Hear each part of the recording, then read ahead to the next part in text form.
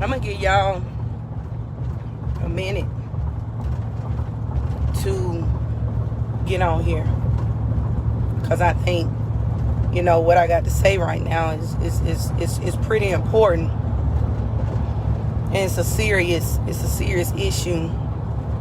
It's a hurting situation to me. And it's a serious issue. That's what's going on in the world. So we got, Black Lives Matter movement going on right now. Right? And then you have the people that's in law enforcement that says Blue Lives Matter, and their wives or their families that says Blue Lives Matter.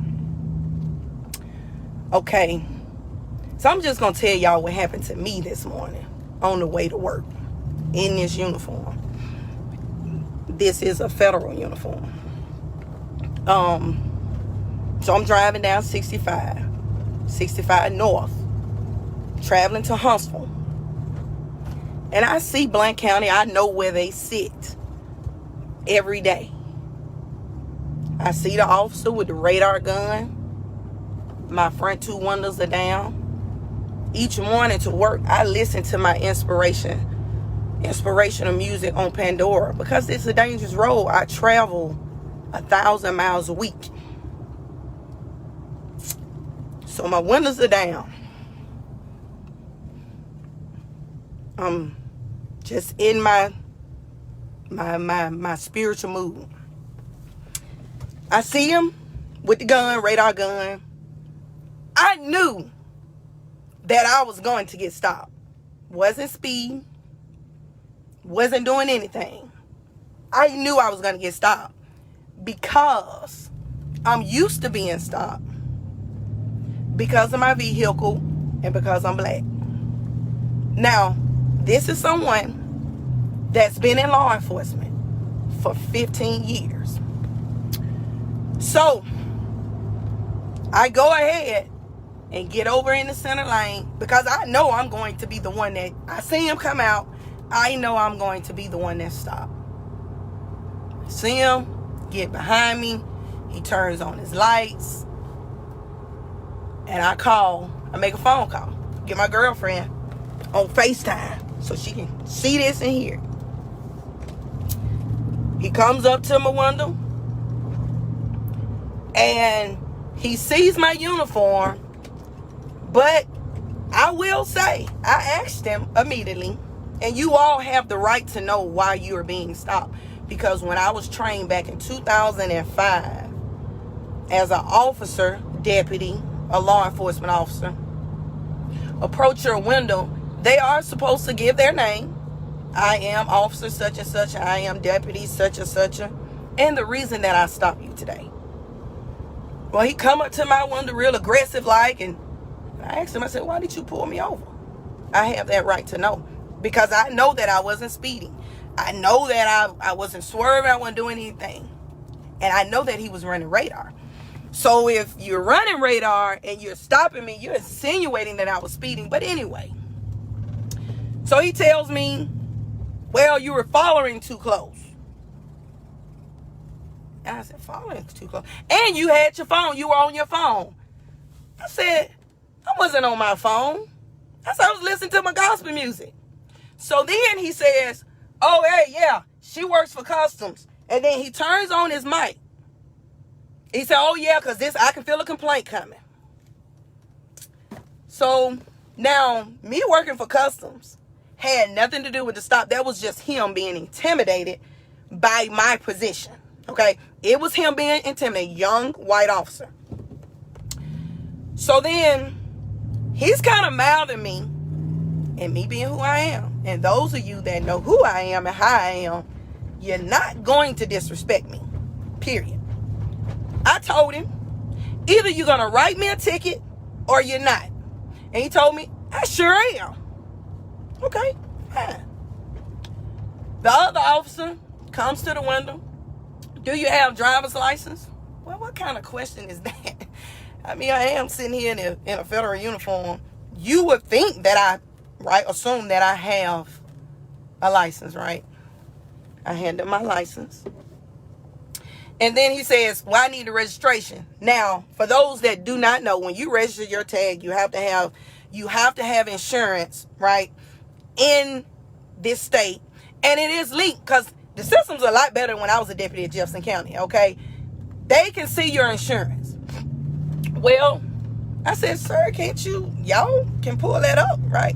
No, not out of state. Well, my tag is Alabama. Oh, okay. I'm looking for my registration as I show him my proof of insurance first on my phone. And then he asks for registration now, y'all. He taking me down through there now. He's every little thing he can do. Let me see your registration. Now, you know you can run the tag, y'all, and see that my tag is valid and it is current. But anyway, he wants to see my registration. So I dig through my glove box. I'm trying to find it, and he's steadily, the other officer is steadily kind of turning at me. You think you above the law? I said, excuse me? How do you think I'm above the law? How do you think that I'm above the law? Because I didn't ask for a break. Hell, if anything, I said, give me a damn ticket. I didn't ask for a break. So I find my registration. He looks at that, but all along, he's trying to provoke me, okay? And I told him, I said, sir, I will not argue with you. I'm not going to go back and forth for you. I'm not going to argue with you. So I say, I'm trying to simply give you what you asked for. That's what I'm trying to do. So then he tells me that, you just something about me having an attitude. I said, let me ask you a question. Do you know me? I said, because if you don't know me, you don't even know me well enough to even know if I do have an attitude. How are you going to meet somebody right away and know in that moment if they have an attitude, or if they're sad, or if they're anything about, you don't even know them. You don't know me to know whether or not I have an attitude. So y'all, he come back to the window with these 2 tickets, okay? Texting and driving. Now, I could pull my phone record up. I wasn't on the phone. I wasn't texting. I was listening to Pandora, John P. Key station, to be exact. Texting and driving and following too close. Now, let me tell y'all something. Let me educate y'all. Every law enforcement officer in this country know if I write you a ticket for following too close, I'm just giving you a ticket. Okay, because according to the law, it's every 10 miles per hour, there should be 20 feet. So if you're going 70, what's that? 70 feet. Now, how many people got 70 feet in between each car? So technically, we all follow too close, right? So we know if you get that ticket, or you're giving that ticket, that's that cop being a butthole. So I get the tickets, and he tells me my name is such and such and such. If you want to complain, and the city hall is here. And I said, okay. I wrote his name. As I'm writing his name down, he tells me it's on the ticket. And then let me go back, y'all. He said, well, I know you enforce federal law, but state law. I said, I said, I enforced state law for 9 years as a deputy sheriff. So he's looking at me and thinking this black female and taunts me that's got a federal job with customs, whoop-de-doo. This is how he acts now, okay? But he didn't know my background. He don't know that I've been doing this for 15 years. I know the law, state, local, and federal. I know that. So I get my tickets. I'm upset. I'm so mad, y'all, that I'm crying because I'm angry. I'm angry for a lot of reasons. I'm angry because as a black female, I have had so many bad run-ins with the police, even as a police. So when I hear black males talk about experiences, when I hear those, I don't discredit them. I know that there are facts. I know what they're saying is the truth. To be honest with you all, the way that this traffic stop happened and was conducted today, had I been in civilian clothes, and it would have went differently. I do believe that in my mind and my heart that things would have went a lot differently had I been in civilian clothes. And that's why we have these shootings. Because what happens is when you question the police and they don't like that, they get angry. They get upset. So when they get upset and they get angry, they forget about everything that they were trained on. They forget about everything that you're supposed to do. They forget about the fact that when you put this uniform on, you're actually held to a higher standard than the next person. You're actually supposed to have a thicker skin than the next person. So when somebody do get an attitude with you, when somebody do curse you, you still supposed to stay in character. Now, when your character messed up, it's just messed up in this uniform. Now, that's a fact. But this is what you're supposed to do. That's your job. That's what you're supposed to do. So for me, it just, my feelings, my emotions, I just erupt. I was angry. Like right now, I was supposed to go to the hospital. I can't even go to work because I was that mad and I was that upset. Because my girl had to tell me stop reaching for stuff. Because they were back there, they, I'm looking, I'm trying to put stuff in. She's like, stop all that moving. I told her I ain't stopping nothing. Now, that was a very good point of hers, because the way they was acting, it really didn't matter about me being in no uniform. It did not matter. That meant nothing. So, I call my supervisor. I tell her what's going on. I tell her that you don't know what I've been experiencing when I have to travel from Birmingham to Huntsville 5 days a week, and me traveling through Kimberly on numerous occasions to get to 65, being stopped, harassed, and followed. To the extent, y'all, that I was looking in Kimberly to purchase a home, that I no longer considered that area because I was being harassed coming through there. I shared all these things with her and she had no idea. Of course, I hate to say it, people don't want to talk about this. But white people don't know what we go through, what we experience. I don't expect you to understand, because you won't understand. You won't understand me wanting to move closer to Huntsville because that's where I live. And that would take 30 minutes off my commute every day each way. But I can't do that because I'm being harassed. You don't know how that feels. So I get on the phone with her. I try to get myself together. And I drive to Blount County Police Department. Now, y'all that's from Alabama, y'all know Coleman and Blount County. Y'all know about those two counties. Everybody know that. That's no secret. So I get there and I ask the people, the dispatcher, they were so nice. Hey, how you doing? Because I guess they figured I was there for business or official business. I said, I would like to speak with a sergeant, lieutenant. So she said, well, the lieutenant's out. The chief is here. He's in the meeting with the mayor. She said, give me just a minute. They offered me coffee and everything. I told them, look, I'm probably the only person that wear a uniform that don't drink coffee. I said, I don't drink no coffee. So I stood outside, I waited, and I went upstairs. She introduced me to the mayor and the chief. So me and the chief, we went in his office.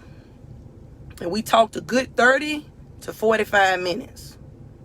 And the chief, old school, probably been in law enforcement, probably as old as I am, probably. And he told me that was very unprofessional on their part. And that he was about to call them in the office. Now, honestly, y'all, I thought they were going to beat me to the office, because knowing that they couldn't have thought that I was just going to proceed to work, and which they probably did, and not complain. Maybe they didn't think that I was going to go straight to that. Because I know if I done pulled over an officer and this went down, I'm going to my supervisor. Hey, Sue, this is just what happened. I'm just giving you a heads up.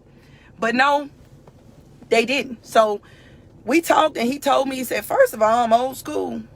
And where was the courtesy? You know, that was the first thing he said. Well, y'all, I'm going to tell y'all like this. I believe in when you right, you right. When you wrong, you wrong. And I believe that if I am doing wrong and I deserve a ticket, then I get a ticket. And I will pay that ticket. Okay? I have no problem with that. But to be done like that on a traffic stop is unacceptable. It's unacceptable because I told the chief, I said, what if I wasn't in uniform? What if I was not in uniform when this happened? How would that have went? And he told me, he said, we're all supposed to be in this together. And when he said that, I proceeded to say, you know, I come up and down that highway twice a day. What if y'all done seen these cop shows and highway patrol and the police don't always win? Now, the suspect get the upper hand. And what if I'm traveling and I see the police, me being who I am, and a lot of people know me. They know when I work Center Point, they used to call me Big Red. They know when I work. They know Jackson didn't play. So they know I ain't no lightweight. If I was to see an officer need my help, I'm stopping and I'm going to help. But just think about this, y'all. After this man, these two guys done me. And the chief stops me in that statement. And he says, I was just thinking that. Like, he may need you one day. I mean, that's realistically, y'all. I mean, they're sitting there on the highway, they running right at it. And you know what he told me, y'all? This is what's gonna get y'all. He said they don't even write tickets. So what they tell y'all? I got this one with on. I got these two. But they don't write tickets. They really don't write tickets. So that means my black butt was getting them today. And that means that it's like, y'all, I'm kind of like lost for words, man, because it's like, they like, you ain't getting this ticket. But we don't write them, but you getting it, right? So he says, get out of my car. Get off this. All right, y'all, let's back to business. Back to business. So what that means for real, though, if they don't really write tickets, but they wrote me a ticket, but then he also said that the other guy, the Turner guy, is a interdiction guy. So what does that mean? Interdiction, for y'all that doesn't know, they're looking for drugs. They're looking for money. Okay? That's where interdiction, if you got an officer or you see those units that says interdiction and stuff like, they're not looking for speeders. They don't care about that. They are looking for drugs, okay? So that tells me if they really don't write tickets, then you looked at my vehicle, my windows were down, you knew I was black, and you probably thought I was a man with this haircut. So you said, ooh, I got a good one. That's what that tells me, and I know that's what it was about. So, with all that being said, y'all, A, know the law, okay? B, be careful. Because if this happened to me in my uniform, then what's the level that it really would have went to if I wasn't? Now, when I opened my armrest and he asked for my license, there was a gun there. So let's say I didn't have my shirt on. And let's say that when he asked for my license and he saw that gun, he would have shot my ass. He would have shot me. Because he was already young. He was already just overzealous, right? And he was already intimidated. But let's just remove the shirt. Let's take the shirt off, just the black t-shirt. And he asked for my driver's license. And I opened that armrest. And that gun was right there. He would have shot me. And guess what? He would have got off. Because when they came and did the crime scene, y'all, and I'm dead, and they opened that armrest up, he would have said, I saw a gun, and she reached for it, and then he would have got off. And then they would have removed the gun. And under the gun, they would have saw my badge and credentials. And he would have shot and killed a federal officer. That's how that story would have ended. So, I didn't make it to work today because my stomach is literally in knots. I'm so angry. I'm so hurt. And I'm heartbroken. More so, not my experience, but y'all experiences. What we go through. Because for those that says all lives matter when we say Black Lives Matter, or that says Blue Lives Matter, to come back when you say Black Lives Matter, you're racist. Because I'm a Black Lives Matter before Blue Lives Matter. And today was unacceptable. Today is the behavior that law enforcement officers should not exhibit. You should not be acting that way towards anybody that you pull over. Because you're going to do one or two things when you pull somebody over. You're going to write them a ticket. You're going to write them a warning. You're going to let them go. Or you're going to take them to jail. Right? But it ain't to just humiliate somebody. That is not what we're supposed to do. And those of you that know me, know that's not what I stand for. And they know that when I was out here in Jefferson County, that's not what I did. Now, I took you to jail if you deserve to go to jail. But that's not what I stood for. This is unacceptable. Something has to change. The protesting and all that has been awesome. That has been amazing. But something more than that has to change. Because two officers with that kind of attitude will kill you. They will hurt you. And they will articulate why they did it. They will articulate how they did it. And if you think I'm lying, and I know I'm a strong Black woman. Like when I know I'm right. I'm passionate. And I'm adamant about my point. But I'm telling y'all, it could have went different had I only had my black t-shirt on and not this uniform shirt on. And I went in that glove in my armrest and that gun sitting right there. Because the way he approached my window, y'all, like he was the shit. Now, that wasn't the safest way because that's not even how we're trained. Because if I was a thug, if I had just robbed somebody, or if I knew I had warrants and I didn't want to go to jail, he would have been dead because he approached my window and put his whole body straight in front of me.